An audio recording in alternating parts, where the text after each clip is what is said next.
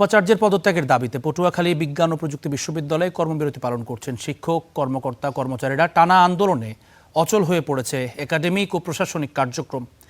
এ নিয়ে জানতে আমরা সেখানকার ক্যাম্পাসে আমাদের সহকর্মী আছেন আব্দুল সালাম, তার সঙ্গে যুক্ত হব। আরিফ, একটু আমাদেরকে জানাবেন আজকে কততম দিনের মতো এই আন্দোলনটি চলছে?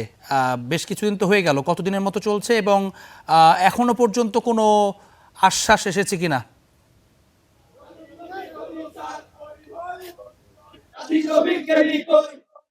জি জাবরিন, আপনাকে ধন্যবাদ। পটুয়াখালী বিজ্ঞান ও প্রযুক্তি বিশ্ববিদ্যালয় আজ নবম দিনের মতো যে টানা কর্মসূচিতে চলছে, প্রতিদিনের মতো আজও কিন্তু বিশ্ববিদ্যালয়ের শিক্ষক, কর্মকর্তা, কর্মচারী এবং শিক্ষার্থীরা বিশ্ববিদ্যালয়ের যিনি ভিসি রয়েছেন কাজী রফিকুল ইসলাম তার অপসারণের দাবিতে মূলত এই আন্দোলন সংগ্রাম চালিয়ে যাচ্ছেন।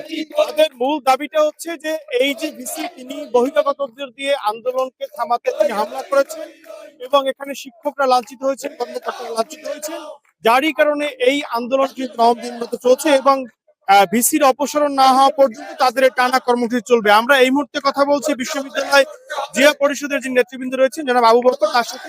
আসলে আন্দোলন আপনাদের মূল দাবিটা কি এবং কেন আসলে এটা?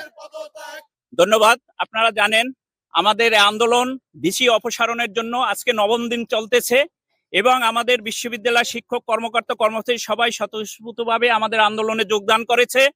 আমাদের একটাই দাবি, কাজী রফিক এখান থেকে পদত্যাগ করুক, হয়তোবা অপসারণ করা হোক। কাজী রফিককে অপসারণ করে আমাদের নূতন যে ভাইস চ্যান্সেলর আসবে আমাদের ভিতর থেকে, সে আমাদের বিশ্ববিদ্যালয়ে যে ক্ষতি হয়েছে, ছাত্রদের লেখাপড়া এবং আমাদের প্রশাসনিক যে কাজের জটিলতা, তা অতি দ্রুত আমরা সমাধান করতে পারবো।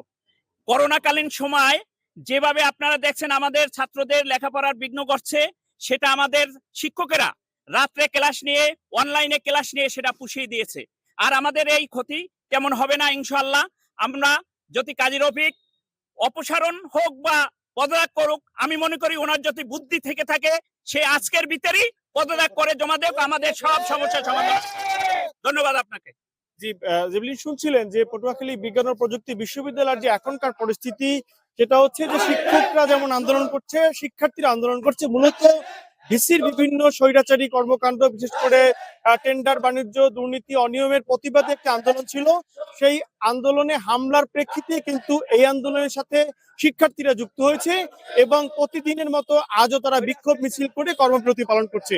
পটুয়াখালী বিজ্ঞান ও প্রযুক্তি বিশ্ববিদ্যালয় থেকে আমার কাছে এই ছিল সর্বশেষ। রিয়াবলিন। ধন্যবাদ আরিফ আপনাকে।